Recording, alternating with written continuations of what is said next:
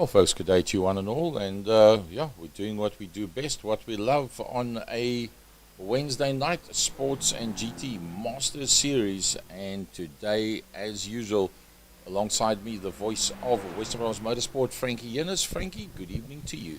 Hello, Gary. Good evening, everybody. And yeah, this is going to be an awesome one. We do the iRacing Master Series, and we come to you from Watkins Glen in New York City. And it's going to be a fantastic race. Temperatures 19 degrees out there. Track is 5.4 kilometers long, 136 meters above sea level, and 19 degrees Celsius out there. 7% chance of rain. Partly cloudy and a 3 kilometer an hour wind, where the guys will be out there in these Riley Sports prototypes, and we are looking forward to some serious action out there on track. No doubt about it, it's going to be pretty good out there as always. So we're in the qualifying session. So for those of you that are regulars, as you know, the guys come out on circuit for the 10-minute qualifying. They do a sighting lap, pick up the timers on the start-finish line, and when they come through for their first lap and their second lap, those times will then show under the qualifying. Who then says to them, thank you, go home, go to the pits, cheers and good night, go and relax, and then they all come back up on screen again directly after that when we go to the start of the race. So it's Johan Verree that's out there on track, and I see Mike Verrier, Frankie, has not come out for the qualifying session, so I take it that he has relegated himself to the tail end of the field.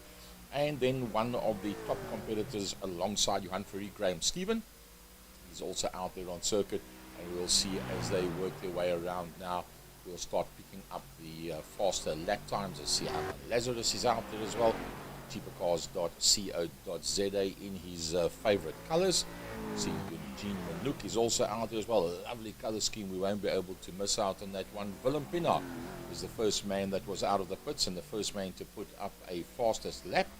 And immediately behind that, Johan Verree goes to the top end of the field. Johan Verree and, wow, Swayze Joubert is in there as well.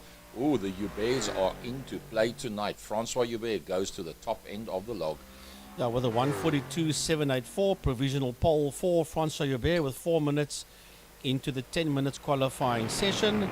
You were talking about Dr. Mike Verrier early on, and he did mention after the first round of the iRacing Master Series that he would start the rest of the season at the back of the field because of few individuals that were unhappy about a few things. So he did say, well, I will start the entire series for 2022 at the back of the field. There we see Luke Lucchesi in the Hot Wheels car, and he was on a provisional pole in the practice session early on.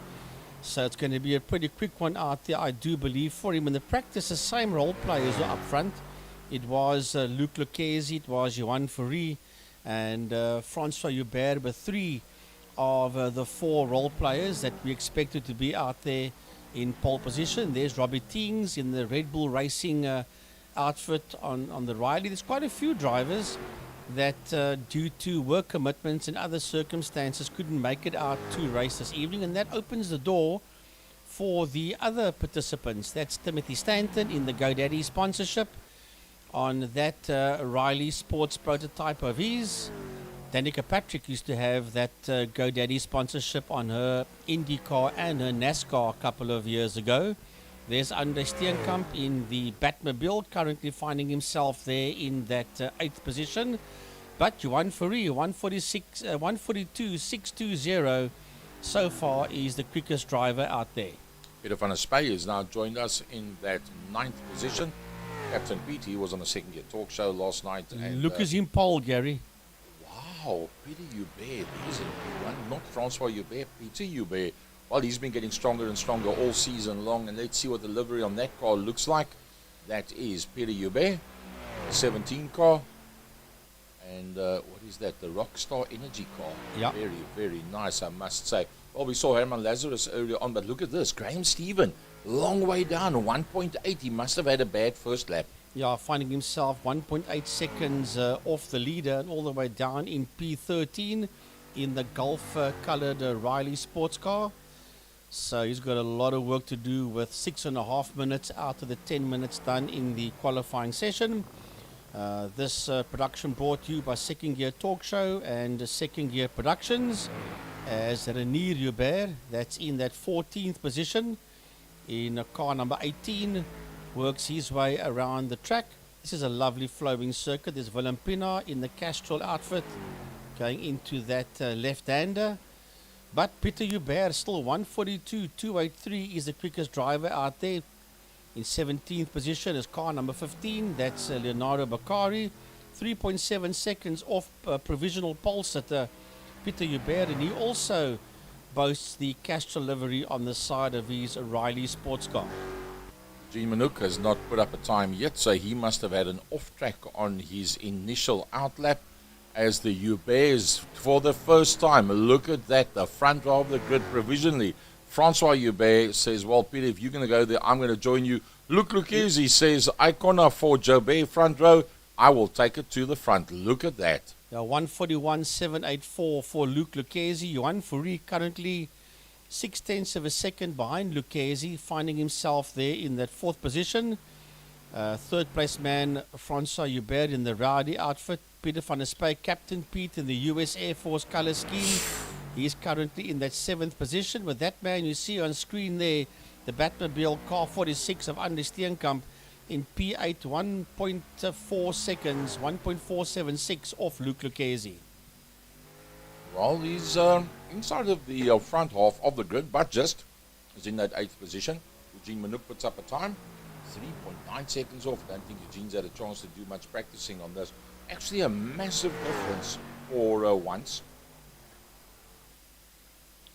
So Andre Steenkamp still out there in that 8th position, 8.5 minutes done. There's 1.5 minutes left in the qualifying session. And Johan still 0.6 of a second off Luke, finding himself there in provisional 4th place at this point in time. Luc Lucchesi with a 141.784 is the fastest driver out there so far. Andre Steenkamp in P8, 1.4 seconds off Luc Lucchesi in that 8th place in that Batmobile. There's a minute to go in the qualifying sessions. So I'm almost certain that pretty much by now, as you see those 18 drivers on your television screens and TV monitors at home, that is probably where they're going to start this one, going into the slight uphill. There we see Raymond Duggan, and Raymond in car 071, 2.1 seconds off Luc Lucchesi, finding himself there in that 13th position. Well, remember there's just one more that's going to be out there. That's Mike Ferrier. With just 27 seconds to go, he has not come out of the pits. He's just stayed there in the pits. Raymond Duggan, one of the last of the guys to go out and get his qualifying times in. Can he break up into the top 10? Well, let's see the monster car.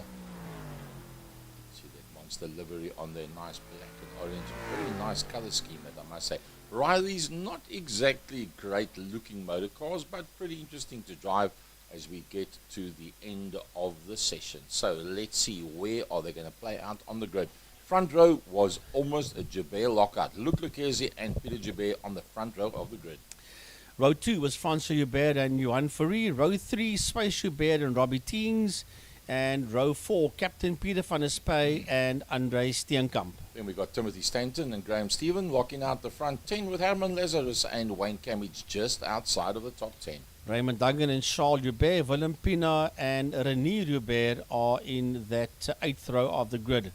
The 9th row is Leonardo Bakari and Eugene Manouk.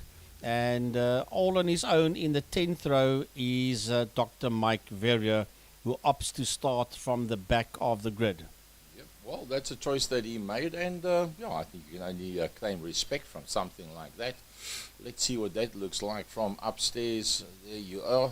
That's the blimp shot, the blimp right on the other side of the circuit. And, well, I think we're in for a pretty decent race out there, no doubt. That front row is going to be blindingly quick. Look at that beautiful livery on the Rockstar Energy Drink 17 car.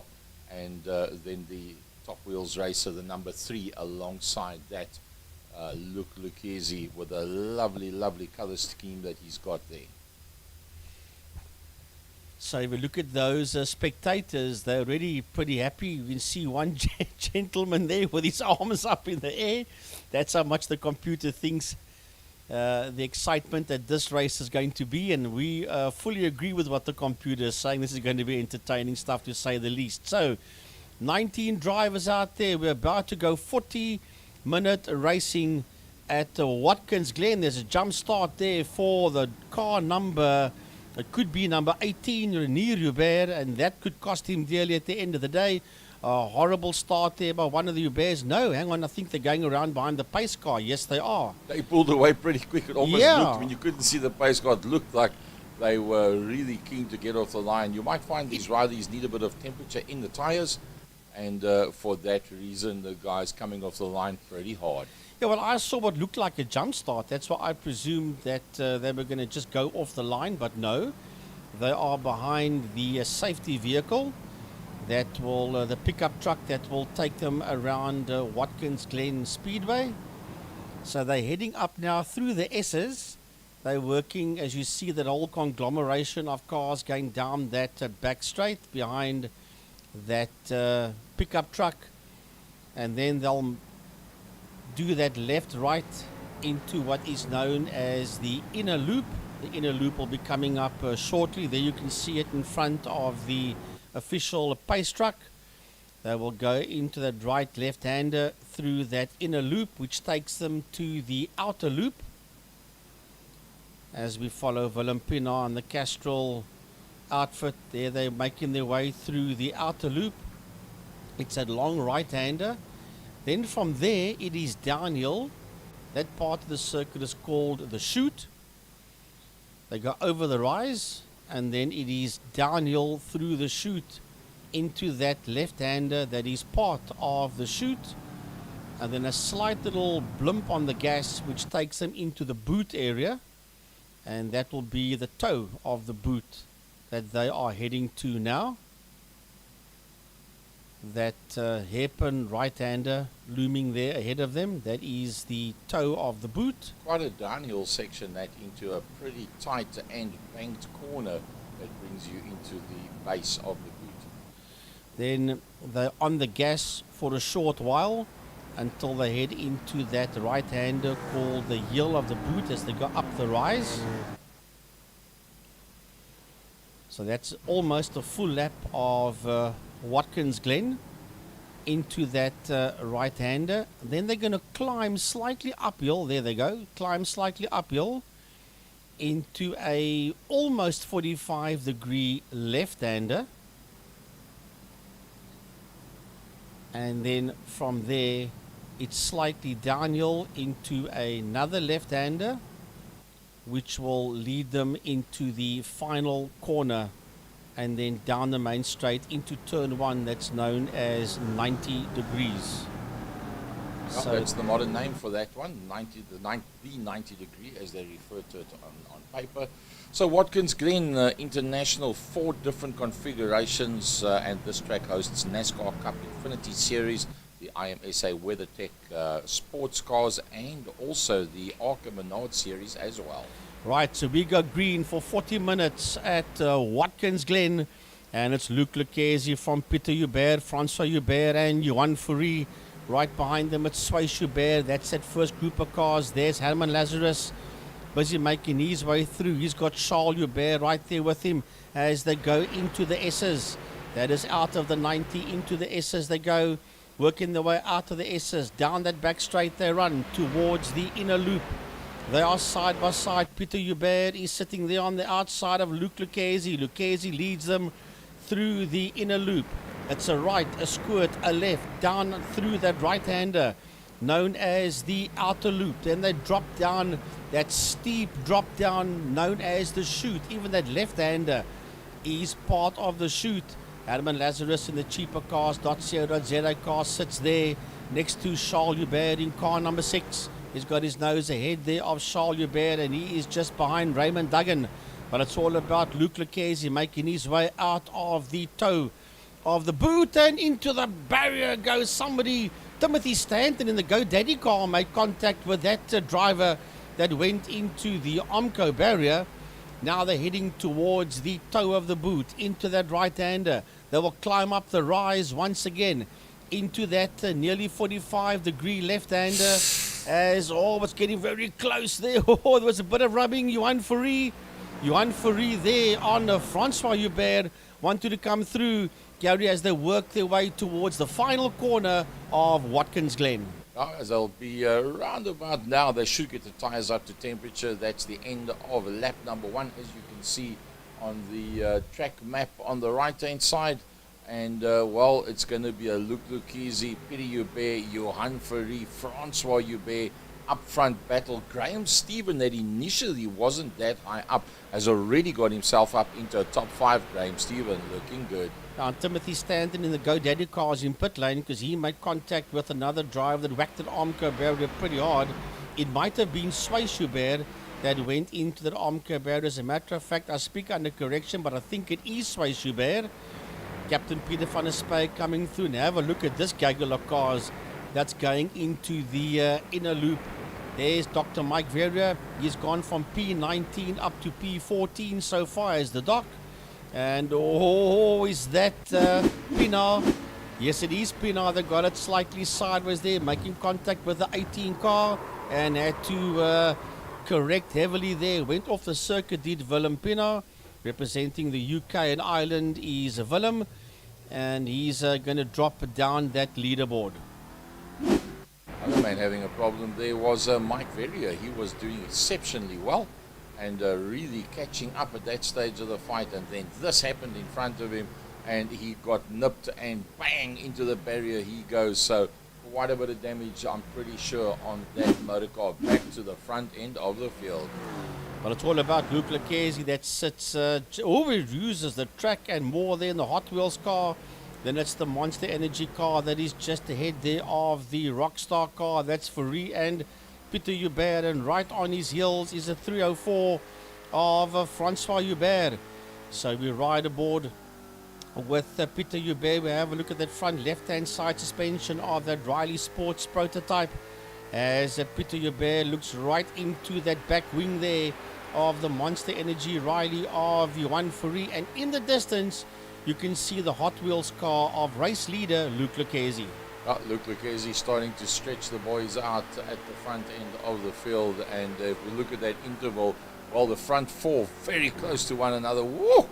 That was one hell of a move that just went through there, and it looks like Mike Verrier has got damage on his car because he's had yet another incident. Yup, well, you can see not much traction on that back wheels with that damaged wing, and unfortunately losing the tail end and now mashing that car pretty very badly. Back to Luc Lucchese.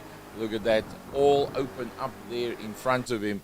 But look at what's looming behind, a 3-way battle. Yeah, it's a 3-way battle that's been led there by Johan Fourie, 3/10 of a second ahead of Pieter Joubert, who is 3/10 of a second behind Francois Joubert. And that is second, third, and fourth. You see going into that right-hander, and they are watching Lucchese disappear down the road, making their way into that left-hander. Yeah, they are heading now towards the end of the lap. They just worked their way out of the boot section.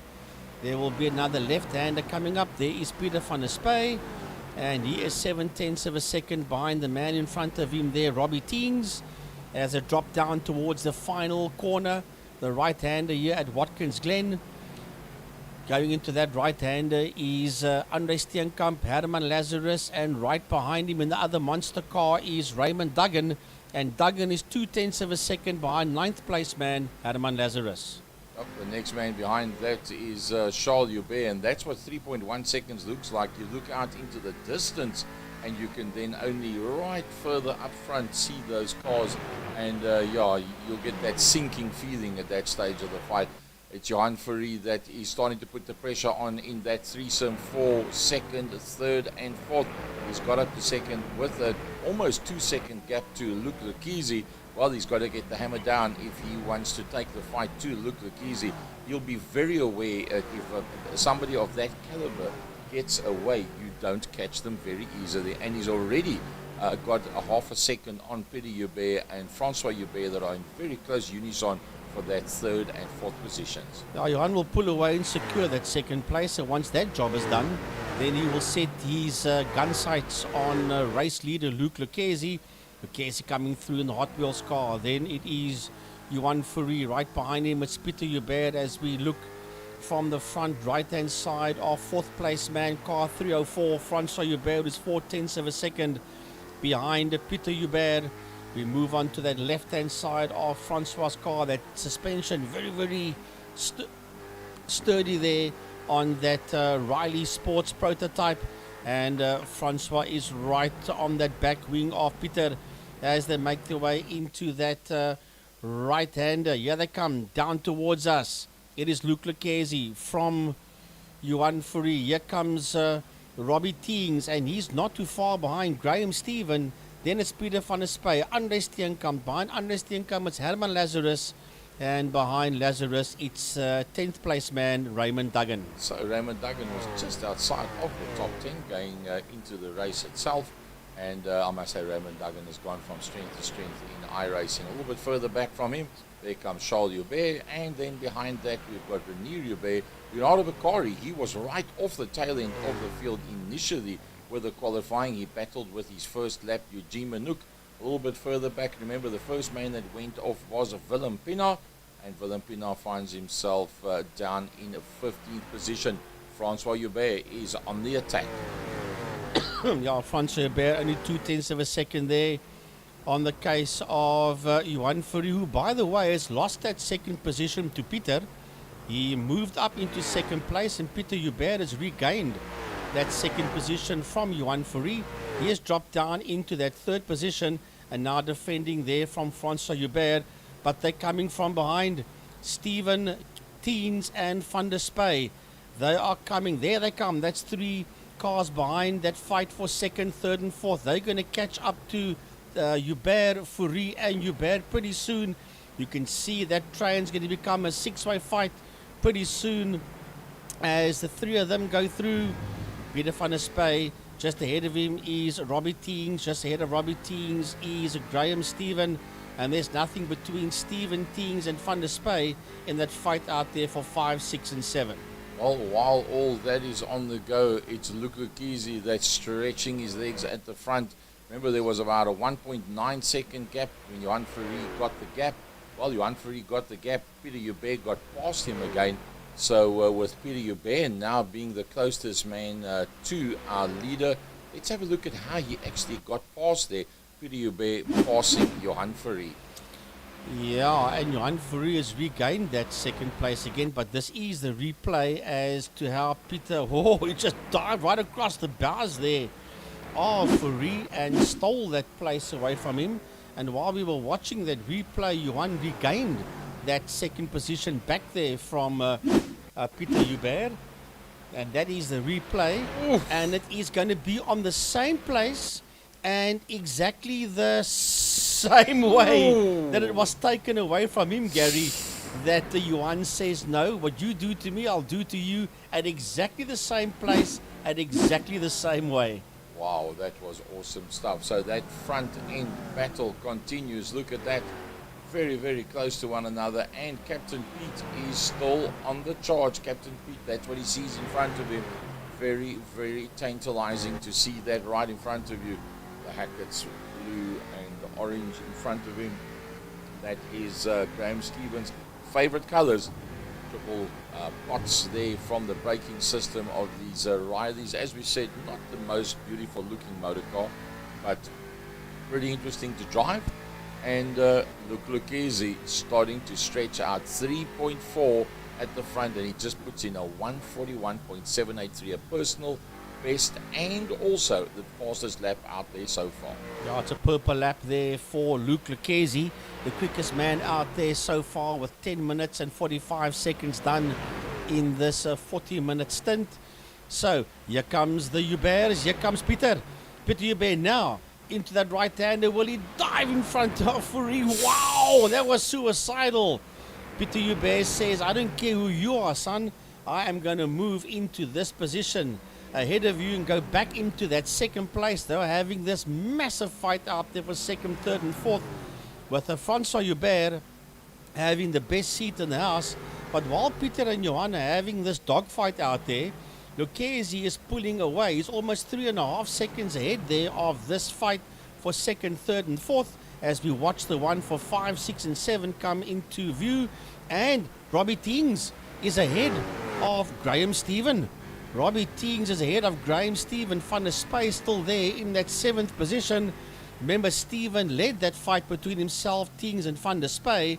And P5 has now swapped around. Robbie has now got his nose ahead there of Graham.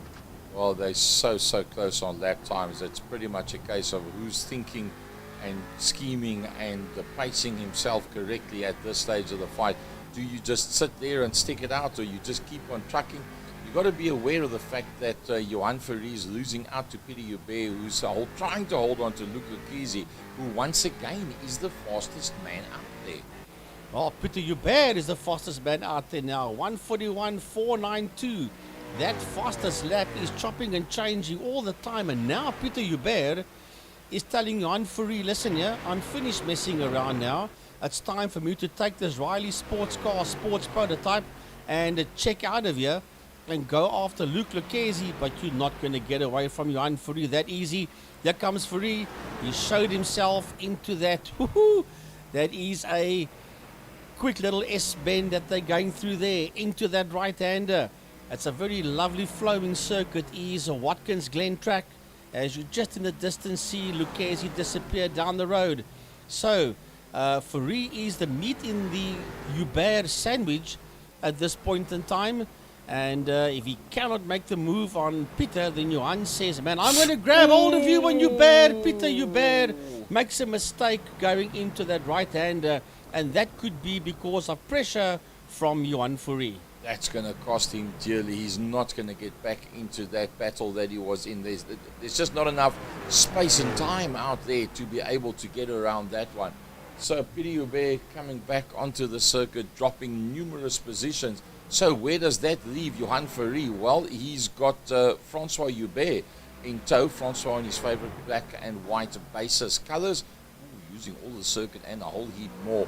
0.3, 0.4 between the two of them, and if they're going to now hold one another up, it's just going to make so much easier for this man, Luke Lucchesi.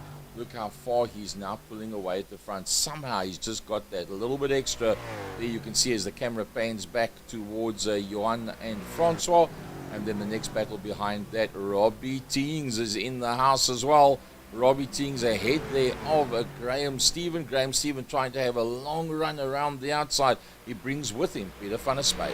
Yeah, but he must be careful. He can't go too much into attack mode because Captain Peter van der Spy in the US Air Force, Riley, is on the case there of Graham Stephen. They are side by side. Are they working their way towards the inner loop? Yes, they are. Through the inner loop they go. Captain Pete using the track and more. That will cost him. He will lose ground there now to Graham and to Robbie. Will Peter van der Spy by driving over the rumble strip. Yep, out through the outer loop they go, dropping down the chute now. And he has lost some ground there. He's now 1.3 seconds behind Robbie Teings. So let's go from the top down. That is Luke Lucchesi, the man that's leading out very handsomely.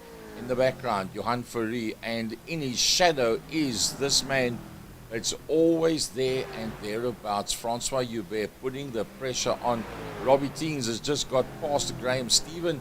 Wow, that must have been quite a maneuver to be able to make that one up. So Robbie Teings just ahead there of Graham Stephen as they come over the rise.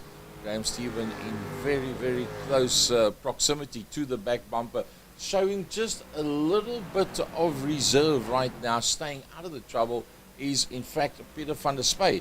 He's just made a little bit of a gap and he said, hold on, let you guys fight this out. And Gary, while we were watching that, I saw Peter Joubert get past Herman Lazarus and past Raymond Duggan. So he has moved past both of them. They were just ahead of him after he made that mistake.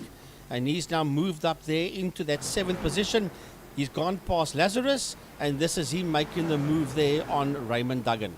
Looks like Wayne Camage ran into a bit of a problem as he spun it around, and then he had to make a plan to turn it right around, waited for a bit of a gap. Nice little spin that with the silk cut car, and doing a lovely job to get it back onto the circuit again.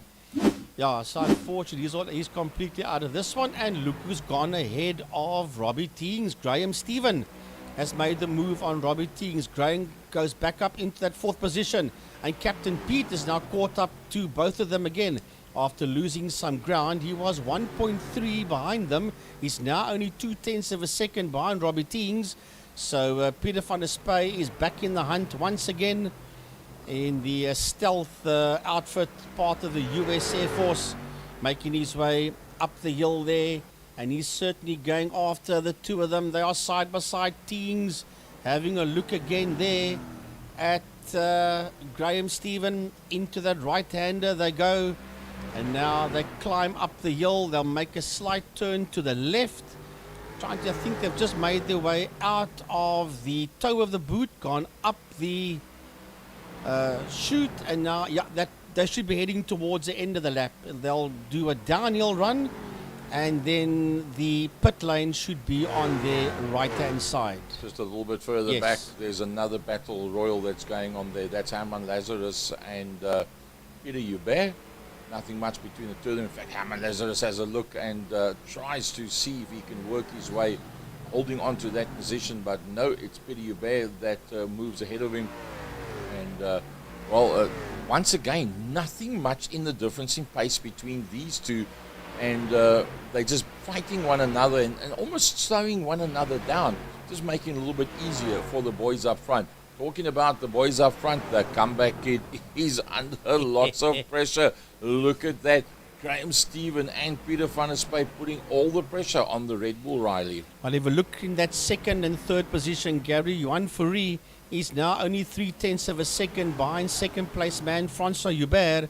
So Johan Fourie is applying pressure there as we look at this massive fight going on for 4, 5 and 6. Teings is 9.1 seconds behind Fourie, but Graham Stephen only 0.7 of a second behind Teings, and Van der Spy only 0.2 of a second behind Graham Stephen. So that is a lovely dice going out there for 4, 5 and 6. As a Charles Hubert there in P10, he will have Raymond Duggan ahead of him, and that's a fight for that second last position in the top 10 between Duggan and Hubert only 0.8 of a second in there behind Raymond Duggan. There comes the next man through, that's Andre Steenkamp, and then he's got a fair amount of space between himself and Leonardo Beccari. Renier Hubert, the next one that's in there. And then a long way further back is Suisse Hubert. Johan Fourie on the move. Yeah, Johan Fourie has he's 5/4 of a second behind Francois Hubert. So he is catching him, and he wants that second place back again. He needs to go after Luc Lucchesi because Luc is 4.2, 4.3 seconds ahead of these two, as they go into that inner loop, and pressure there from Johan Fourie on Francois Hubert as Raymond Duggan makes his way into pit lane. Gary, is this a routine pit stop? I think so. I think or he had damage. Could it be damage or a stop go? I think he had damage on the motor car because he was shown as having had an incident. Yep. Well, that is the incident. That's probably damaged the tires so badly to the point where he's decided, well, let's rather make a plan and get going into the pits, do the necessary pit stop, and get back out on circuit again. He comes back in that 13th position. Don't forget about this man up front, Luc Lucchesi. Remember, we said it was 2, then we said it was 3 seconds, and he is now 4.6 out there in the lead. Luc Lucchesi today in a class of his own. Yeah, right behind them you see that fight for second and third between Francois Hubert and Johan Fourie. 0.6 of a second between Francois and Johan for that second and third positions, and they are 10.4, nearly 10.5 seconds ahead of Robbie Teings in that fourth position, who is 2 seconds ahead of Graham Stevens. So that fight has petered out. It's only basically Peter Hubert that is on the move. Remember, he was all the way down in 10th position, was Peter Hubert, and he is on the move. He is only 0.4 of a second behind Van der Spy, that is there in that 6th position. So after getting it all wrong and dropping down into 10th place, he is now only 0.3 of a second out of the top 6. Herman Lazarus finds himself a long way further down. There's a big gap, a 10-second gap. Charles Hubert has just gone past him now as well. And then Andre Steenkamp, somehow it's just not working out for Andre recently. As there you see him coming through the dip and coming up over the rise. The 46 car, his favorite color, plain black, often with the Batmobile insignia on it. And well, it's just not working out for him. Peter van der Spy down in that 7th position, but keeping the pressure on. There's a fight out there for P8, Gary, between Charles Hubert and Herman Lazarus. Only 0.4 of a second between the two of them, and there you see them on screen. That is car number 6 and car number 7 that's having this massive fight there with each other, and that is Charles and Herman challenging Charles there for that 8th position. As we see them go into the right hand, that is from the blimp or the helicopter cam from way above Watkins Glen Speedway, which is situated just outside of New York. And those are those two guys you see going out into that left-hander, and that is Lazarus. That is all over the back there of Charles Hubert. Well, you remember this circuit was originally built in 1948. The first time there was ever Formula One on this circuit was in 1961. That's about 720 days before I was even born, and they were doing that then already. As Charles Hubert decides it's time to go into the pits, definitely some damage on the front end of that car, and that might be affecting the pace of that motor car, thus deciding to come in. Johan Verrees getting closer. Yeah, Johan Verrees only 0.4 of a second behind Francois Hubert, who is in turn nearly 4.7 seconds behind Luc Lucchesi, but we keep an eye here on Johan Verrees in that 14 Monster Energy Riley Sports prototype. Right there on the case of Francois Hubert. I think Johan will settle for a second if he can't win, but he wouldn't want to settle for anything else. However, behind Johan Verrees, Peter van der Spy is going to go up on the inside of Graham Stephen. Van der Spy up on the inside of Graham Stephen, and just ahead of them there, you see the number 5 of Peter Hubert. Well, there was just one little mistake, one little lock-up, and that was going down into the chute. It's a downhill, and it's a tight corner that you go into. That's turn number 6, the chute itself. And, well, that was all that was required for Peter van der Spy. Still finds himself outside of the grouping that he wants to be in. He's got to go one step further forward to get himself into the top 5. And the man that he's wanting to actually get to is, in fact, this man, the Peter Hubert outfit. And Peter Hubert probably having one of his best races for a long time. Yeah, personal best there for Francois Hubert and for Johan Verrees. You see the green times come up there. That is PBs for the two of them. And Verrees still applying some serious pressure there. So Peter Hubert in that Rockstar car is chasing down the Red Bull of Robbie Teens. So it's a Rockstar car. I see Herman Lazarus is there in the pit lane. Here he comes down pit lane. He's pitting out of 9th position with nearly 25 minutes out of the 40 done. So we are 5 minutes over the halfway mark as Leonardo Beccari pitting out of P10, also making his way down pit road. Well, does that mean that everybody's going to have to do a pit stop? Very possibly so. Look how long that slow ride is all the way in, and then you come to a stop, and now you stand. And you stand. And the seconds tick away. Look on your left-hand side, you see the cars busy coming past. The man that was in front of you has already left the pit lane. Now only do you get a chance to come out. Now you've got that, I think it's 60 kilometers an hour that you have to do this nice little kink as you come out back onto the track. So you got to feather it in. You can't go across that line on your left-hand side. There only can you get back out onto the racing line and through into turn number 2. Up over the blind rise you go through the S's towards turn number 4. Well, Luc Lucchesi and Johan Verrees is in the pit lane. Here comes Luc Lucchesi and Johan Verrees. So with 25 minutes out of 40 done, make it 26 minutes. They're 6 minutes over the halfway mark in this race. Both Lucchesi and Verrees decide it's time to visit the pits. Well, that's going to bring Peter van der Spy into play because Peter Hubert has gone into the pits, as has the man behind him, and he's also in the golf-colored car of Graham Stephen. They all in there right now, and the first man to leave the pits is the overall leader, and he gets out of the pit nice and quickly to make a plan to just open up that gap once again and put him where he wants to be. If you think about it, Luke Lucchese, once everybody's been into the pits, is probably going to have a very, very decent lead.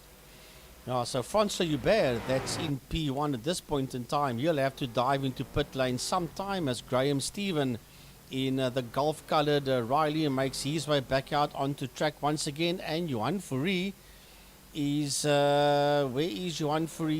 He's still in pit lane. That is Andre Steenkamp in the Batmobile that is busy moving out there in car number 46. So Johan Fourie, there he goes, making his way into pit exit now is Johan Fourie.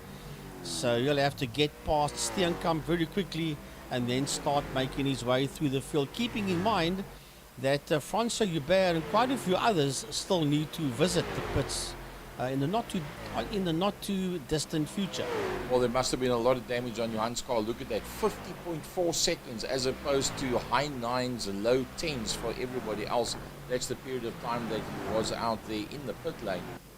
So that cost him badly, and the leader comes in, and that will eventually mean that he's going to lose out to Robbie Teings. That's the next man coming through. Robbie's going to come in. The next one behind, that's Peter van der Spy. Oh, Peter van der Spy, and then that means that Luke Lucchese is going to be coming through now as he takes that long right-hander. He doesn't have to take that run off road. He's been into the pits already, and watch the left-hand side leaderboard up into second, and it's not too long, and he'll be up to the front end of the grid. Well, Luke Lucchese in that first position as Robbie Teings and Peter van der Spy in the Red Bull and US Air Force stealth outfit of Pete. Wow, they came in together and they leave pit lane together in at the same time, and both of them out at the same time as well, as the two of them rejoin, and they're going to rejoin there with Peter Hubert. Peter Hubert in that Rockstar car says, come on, Robbie, get out the way. You are slow. You're making your way out of the pits. I'm up to speed. I'm up to pace. I've got the heat in my tires, and I need to get past you. Will he nail him going into the inner loop? He sits on his outside, and yeah, he goes through. And out the inner loop they go, and now they'll make their way into the outer loop and then down the chute. The interesting part of this is that look how close Francois Hubert has got to the back of Luke Lucchese. Let's have a look at the pit times that they were in. And Luke Lucchese was in for 10 seconds. Francois Hubert 8.8, so he's fueled it light, and he's looking very good in the Rowdy unit as he holds on to that second position. He's got a bird's eye view of the man up front. Look at that, super duper tantalizing. That's your target, that's what you need to catch. The only problem is that that is the fastest unit out there, the man that's logged the fastest lap to date, and his name's Luke Lucchese. Catching him, if you can, is one thing. Passing him is going to be another. I'm pretty sure that if he can get into the slipstream, he will be able to stay there. But how do you really make a move on the likes of Luke Lucchese on the day that he's on song? Well, let's have a look and see, because Francois was only 0.8 of a second behind Luke Lucchese at this point in time. As you see the Lucchese Hot Wheels sponsored Riley just there ahead of second place man Francois Hubert in the 304 car out there in that second place. And it was 0.8. It's now, well, it's chopping and changing. It was down to 5 at one point in time, but that's the Constantina effect of the track. But Johan Fourie and Lazarus, that's another one we'll check later on. But here comes Van der Spy. Van der Spy is all over the back end there of Robbie Teings as they go into the inner loop, and Van der Spy makes a move there on Robbie Teings. They use that track, the rumble strip, and everything there that she's got on that car and of Watkins Glen. Now they make their way through the outer loop and they drop down the chute. This is a very quick downhill part of the chute. They go, all these little corners are part of the chute. It levels out at the bottom, and then they go into the boot section. They're making their way now through the right-hander and climb up the rise that is the heel of the boot. Look at this one up front.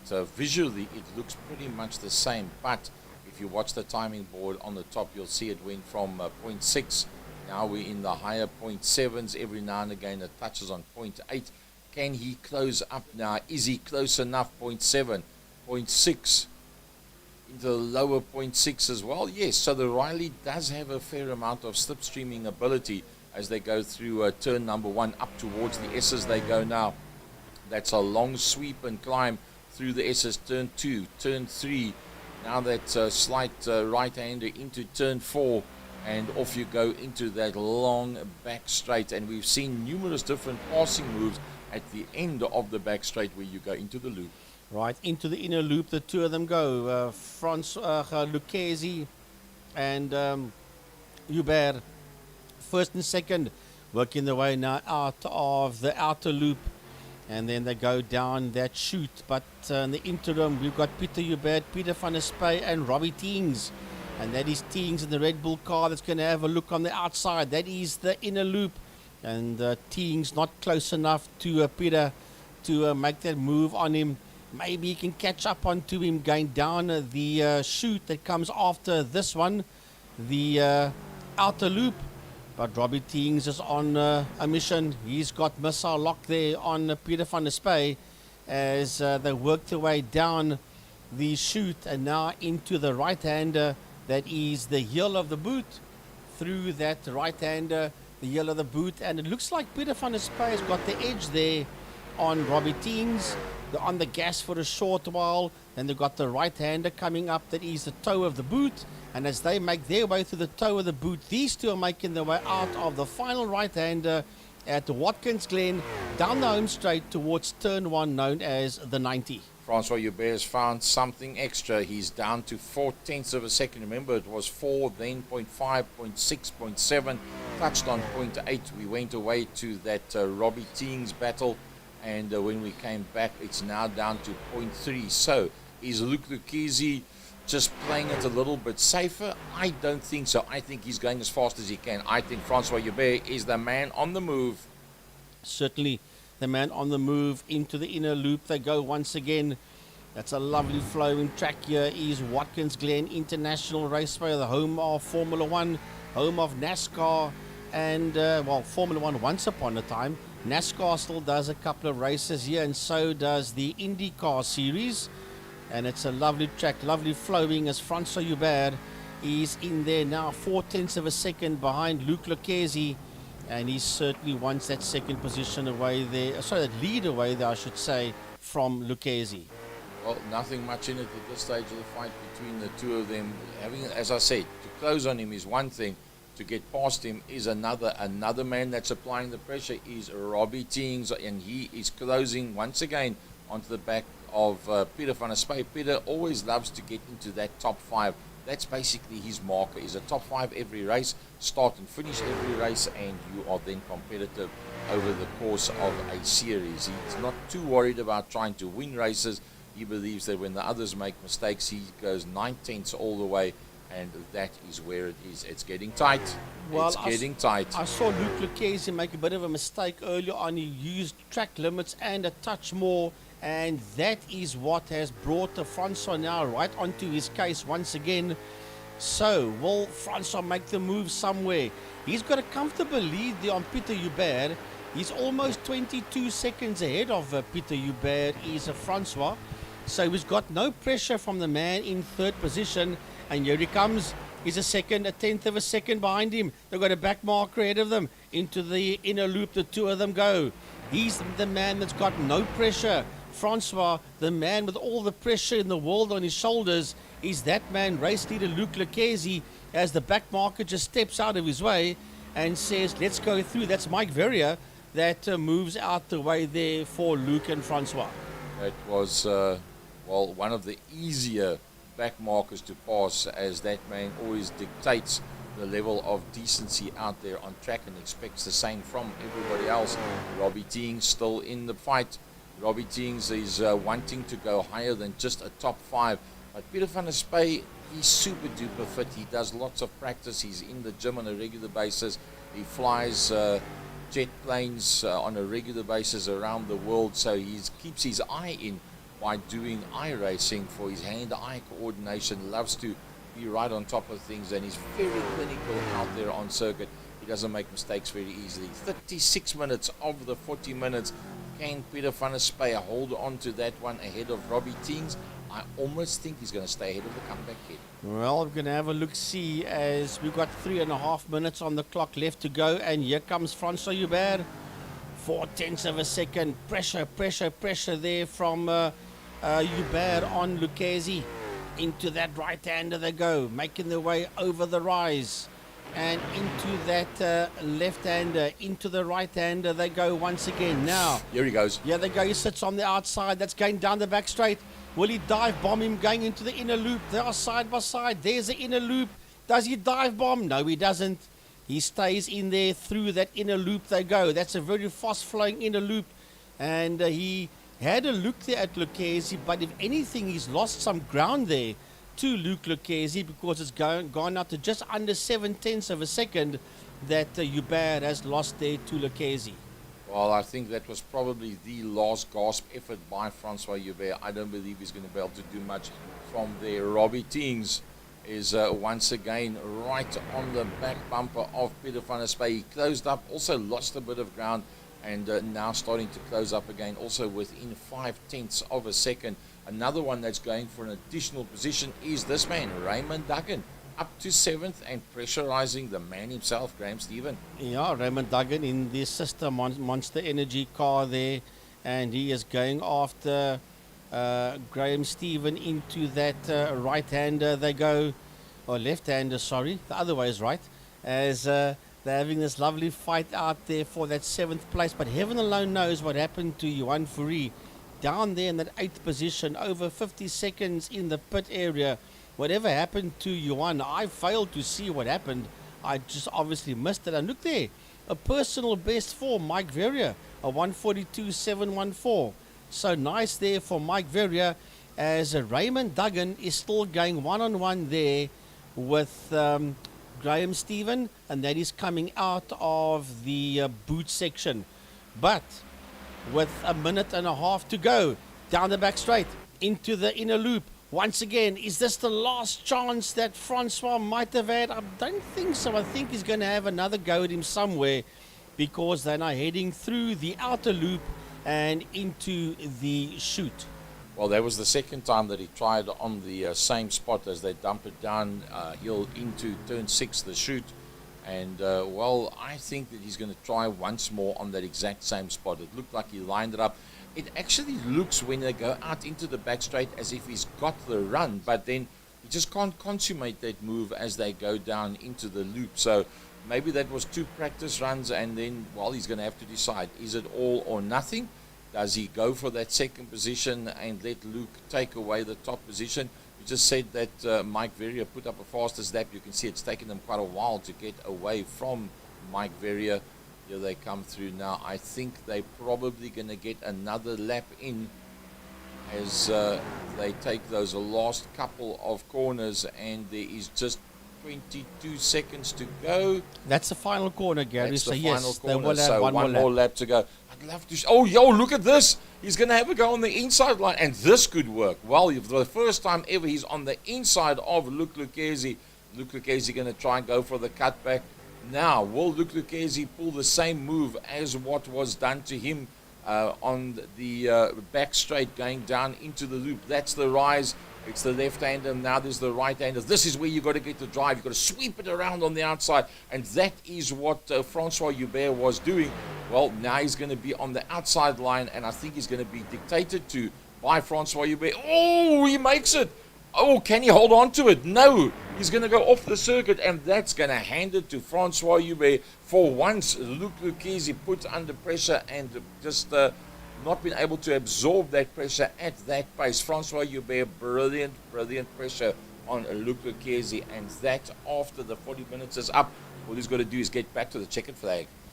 Well, that was a mistake that was made there by Lucchesi. He was way over eager to take that position back, and that, as Janu van der Westhuizen would say, that's just running out of talent. That was panic stations there by Luke Lucchesi, which wasn't necessary. The 40 minutes is up. He's just heading out of the toe of the boot now. Is Francois Joubert. He'll go into that left-hander. Yeah, there'll be another left-hander coming up in front of him. And then he'll drop slightly downhill after this left-hander, slightly downhill, and there is the final corner. Pit exit is on his, and pit lane entrance is on his right-hand side, and victory goes to Francois Joubert. I tell you what, that was a brilliant piece of driving. Luke Lucchesi was there and thereabouts all along. He'll be a bit disappointed with that. He had really done enough to deserve the win. While the two of them up-dusted and disappeared away from Peter Joubert, and Peter Joubert was quick enough in the Rockstar energy drink car to run away 5-6 seconds from Peter and Robbie that were having their own battle. So that brings him across the line. Here comes Peter van der Spy. He slowly but surely worked his way away from this man, Robbie Teings. Robbie comes across the line. And then Graham Stephen. Well, it was good, it was bad, it was a mixture. He's held on to that one, and he's going to... can he make it? Can he make it? Yes, I think he's going to. Graham Stephen will take it there ahead of Raymond Duggan. Johan Ferree, as always, somehow makes a way to come back. Andre Steenkamp in the top 10 once again. Yeah, that's the top 10 across the line. Leonardo Bakari will round off that top 10 as he brings that Castrol car towards the checkered flag. Into the final right-hander goes Leonardo Bakari, and he will finish in that 10th position. Swys Joubert, well, he will come home there in 11th. Well, Swys Joubert with Charles Joubert rounding off the top dozen. He will finish there in 12th. And then Herman Lazarus, who's 1.5 seconds behind him. There's Herman Lazarus going through your picture now. He will finish in that 13th position in car number 7. Wow, what can I say? Amazing stuff. Just Eugene Manouk still to come through to pick up the checkered flag. And I think he has now come through as well. So let's have a look. Where do we end up with this one after what an amazing race that was? And as soon as we can get those results, the computer will bring it up for us. And we can see what those gaps were eventually at the end of the day. Well, what a race. I must say I thoroughly enjoyed this race. And as the doc said earlier on, might not be the prettiest car, but it handles very, very nicely indeed. Only the first 9 drivers were out there on the lead lap. And your podium will be Francois Joubert, P1, Luke Lucchesi, P2, and Peter Joubert in that 3rd position. That is your podium for this one. Peter van der Spy, lovely. Once again in the top 4, top 5. That's where he likes to be. Robbie Teings, nice to see the comeback kid getting back into the front end of the grid. And, well, to beat the likes of Graham Stephen, you got to wake up pretty early on a Saturday morning. Yeah, Graham Stephen, Raymond Duggan, Johan Ferree, finishing 45.5 seconds behind Francois Joubert in that 8th position in car 14. Not exactly what Johan Ferree wanted. Andre Steenkamp, and he is the last man, Andre Steenkamp, 57.5 seconds behind Francois Joubert to be on the lead lap. Yeah, just behind that, Leonardo Bakari, Swys Joubert, Charles Joubert, Herman Lazarus, Mike Verrier starting off the tail end of the field, ending up in that 14th place, doing the gentlemanly thing and starting off the back of the pack every time. Timothy Stanton, nice to see that he's back again after having spent a bit of time overseas with the kids. Wayne Camage, Willem Pienaar, and then Eugene Manouk in that 18th position. Well, actually, Gary, the first, now that I look at the leaderboard properly, the first 13 cars was on the lead lap and not the first 9. Mike Verrier is the first car to go 1 lap down. Well, that's it. And, well, next week, Wednesday, we'll be back with you again with some more iRacing of the best car driver combinations in South Africa. Well, awesome. Watkins Glen has proven to be an awesome hunting ground once again for these iRacing Master Series drivers. And we look forward to seeing you again, same time, same place, next week, Wednesday, for another exciting round of iRacing. Until then, keep safe, keep well, and we will see you soon. Cheers, everyone. Good night, everybody.